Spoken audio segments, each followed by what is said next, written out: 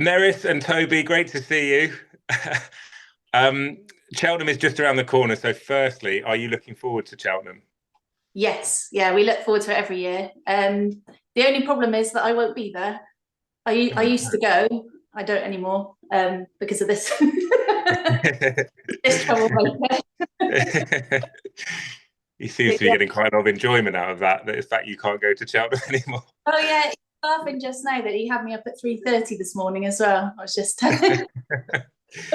Not very fair, Toby. no. Have you always liked racing? Yeah, so I used to ride. I used to have horses, and then when I went to uni opposite Cheltenham Racecourse as well.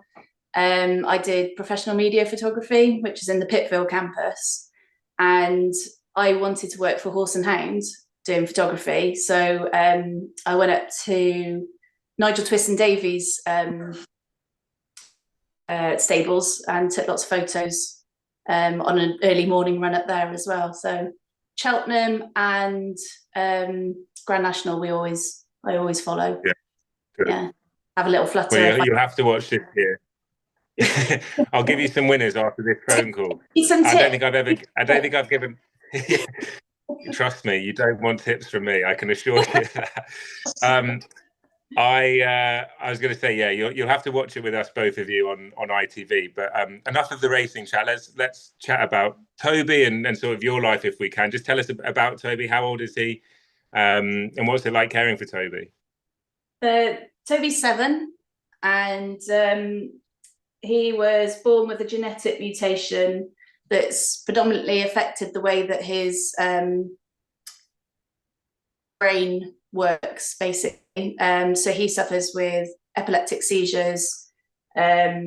He's got some spinal abnormalities as well. So he's got scoliosis, and he's got torticollis and plagiocephaly of the base of his skull. So his head's on a bit of a tilt. It's affected the way that his breathing and swallowing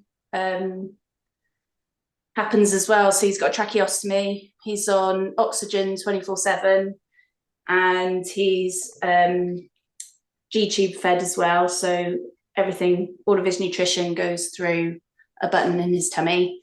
And he's also in a wheelchair as well. So he's non-mobile and non-verbal, but he communicates with smiling,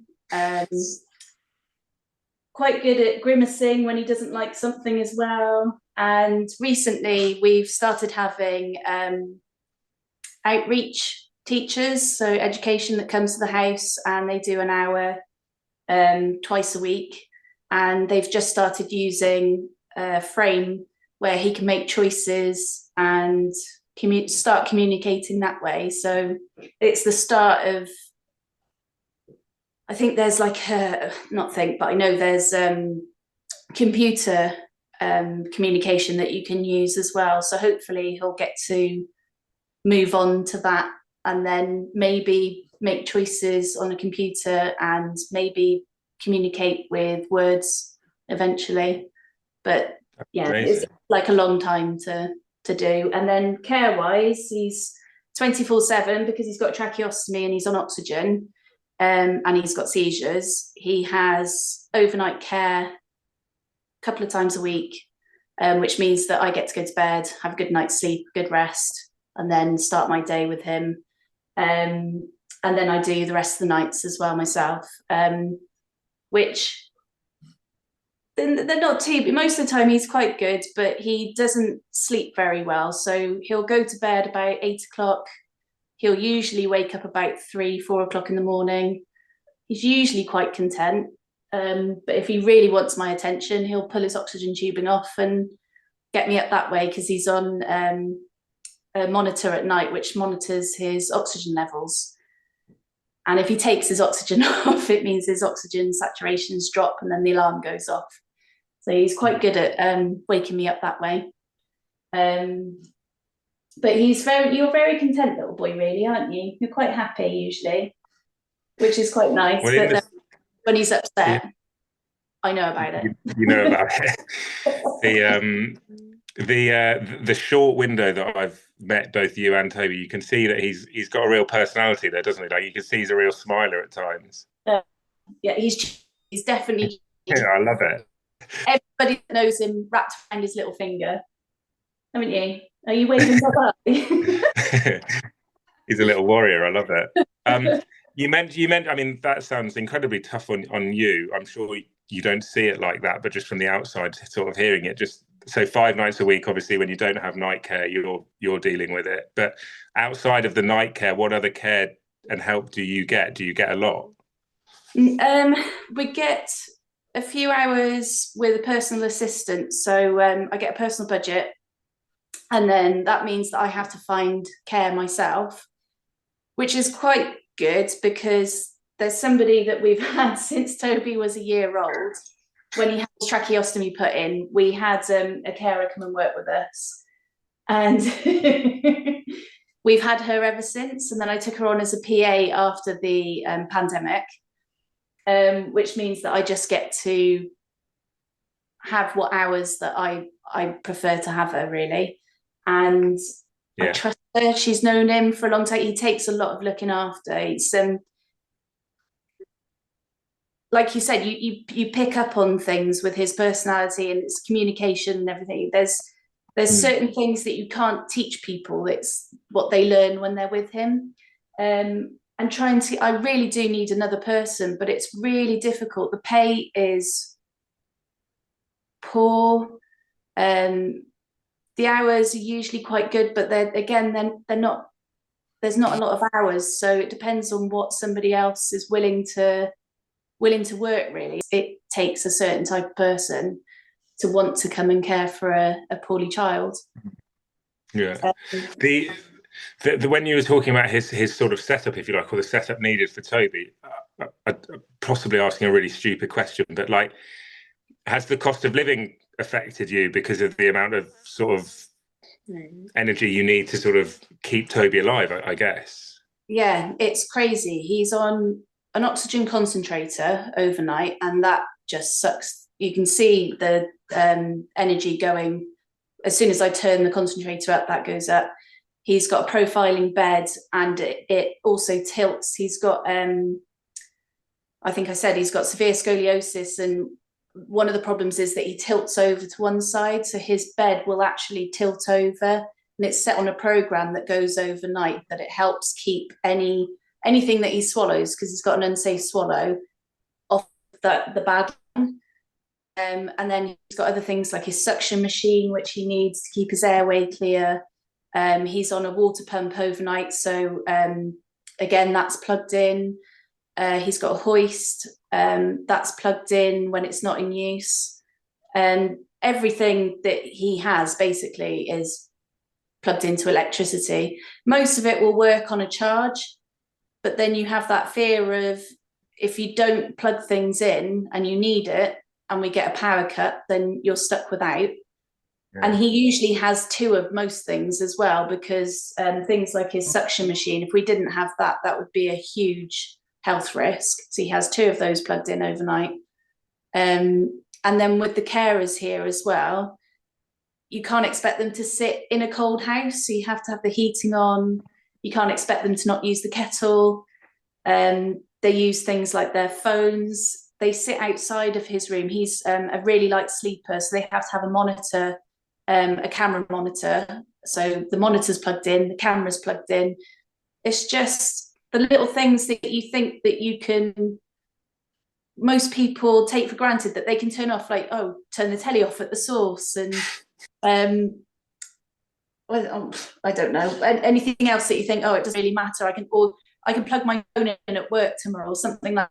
We don't really have luxury. Everything is literally turned on and left on. We don't have a choice. So the cost of living it's crazy. And the price of food at the moment, especially as well, he's on a blended diet. So I try to cook things that are nutritionally good, organic, but I've really noticed a difference with the price going up. It's been really difficult. And of course, the fuel as well, driving anywhere. During the pandemic, I saved a lot of money not driving. because I wasn't using fuel. And then suddenly now we're going into appointments rather than doing these calls. That again, it's just, it all adds up. It's things that we just can't get away with. And recently he had a hospital stay as well. He ended up in intensive care with a cold. And where you think that you're doing okay with your budget and your money, then suddenly you're forced into buying hospital meals. The only shop in hospital is Marks and Spencer's. And that's not, cost effective at all. You go in there and you buy a sandwich because there's nowhere to make one. So it's it all adds up, and you end up coming out realizing it's difficult. It's really hard. Really how does WellChild help you? Mainly it's since the pandemic I joined the community group on Facebook. So Facebook is amazing for connecting with other families. Is it? And I always find that things like social media get a lot of bad press and attention, but it's amazing support for people like us where we're so isolated. Even now, most days I don't get to go out. I can go weeks without speaking to another person or seeing another person. And WellChild groups where you can speak to other families that are going through the same thing. It can be something minor that you just want to speak to somebody, for instance, and just say that you're struggling, and there'll always be like tens to hundreds of other people like connecting with you and saying, I'm here, I'm going through the same thing, or I remember being like this. Or it can be something major where you're in hospital and something that you've never come across before with your child and somebody else has been through it. So it's a brilliant source of support. And we've also been to one of their events as well with Giddy Up for Good, which is where we've been. Is that with the ponies? Yeah, we went and did some pony petting. That was amazing because I don't have horses of my own anymore. And I know how beneficial they can be towards therapy for any person, really. Even for me, just stroking a pony and I feel so much better. But for things like watching how they mimic another person's what's the word I'm trying to look for? Do you know what I'm trying to say? Because he's so placid and quiet, and I've noticed that every time a horse has responded to him, they've done the same. They've put their head down. They almost look like they're going to go to sleep. They're so serene. And I remember I had to do a suction when I was there in front of one of the horses, and I thought it would really scare them. You turn a suction machine on, it's loud. It sounds like a Hoover, basically. And I know that from my experiences with my own horses, if I did that with them, they would have, whoa, what's that? Because it was in front of him, they didn't batter an eyelid at all. And they almost like put their head in as though to like comfort him. And it was amazing just to watch his response as well. Smiling and just feeling their breath and like feeling the soft noses.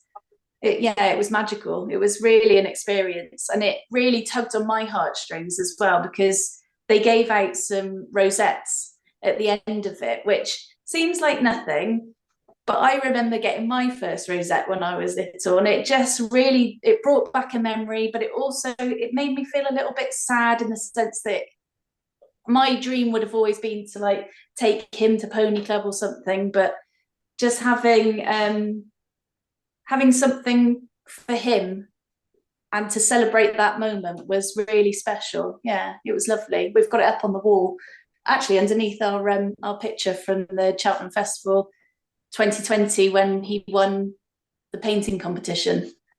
So amazing.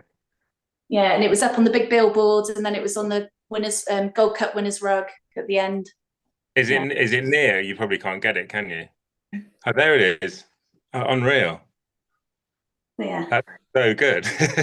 it was I did like a stencil, and then we did fingerprints of paint with the stencil. So yeah, it was Well, you're both very, very talented. It's amazing that though, isn't it, with horses? Because I mean, obviously, I've seen, I work in racing, so I see horses all the time. But when horses are so intelligent that they can understand the situation and the behavior that they need within that situation, and when I see horses with um, children with disabilities, adults with disabilities, to see the transition that they go through and know the situation they need, it's like I'm always in awe of horses when I see them in those situations, in those moments. Definitely. I mean, most animals. I mean, even our dog is the same as well. But yeah, Right. horses just pick up. They pick up on everything, don't they? When we go for walks around here, there's quite a few horses, and we always stop to say hello, don't we? Yes, yeah, it really is magical. Where you think he's got a all-terrain buggy that's specially adapted for him as well, so it's molded, and it's quite a scary looking thing. It's quite big. It's the best piece of equipment we have, though, isn't it? Most use best piece of equipment. And they just, most of the time you think, oh, they'd be terrified of this, but they don't. They come over and they do put their heads down with him. It's really lovely. Amazing. It's something quite special. Will you come back to the festival next year, perhaps? I'd love to. It just depends on whether we get care on certain Right. days, really. Yeah. If I organise it well in advance, Yeah. I'd love to. It's something like that. I think he'd love the environment as well, hearing all the cheering, and he loves things like that. We go to the theatre and he loves all the clapping and the singing, and yeah, he really picks up on atmospheres. He really loves Right. it.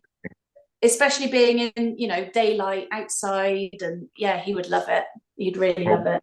We'll try and make it happen. We'll keep in touch and definitely try and sort it out and make it happen.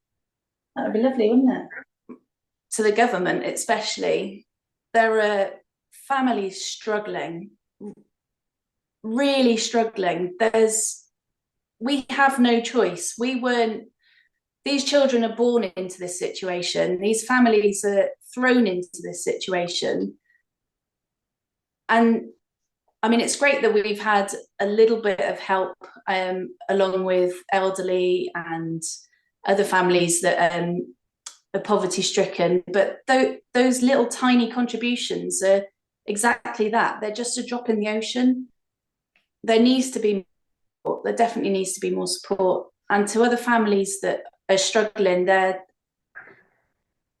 are charities like WellChild who can point you to other financial support and even just well-being support as well, where if you feel like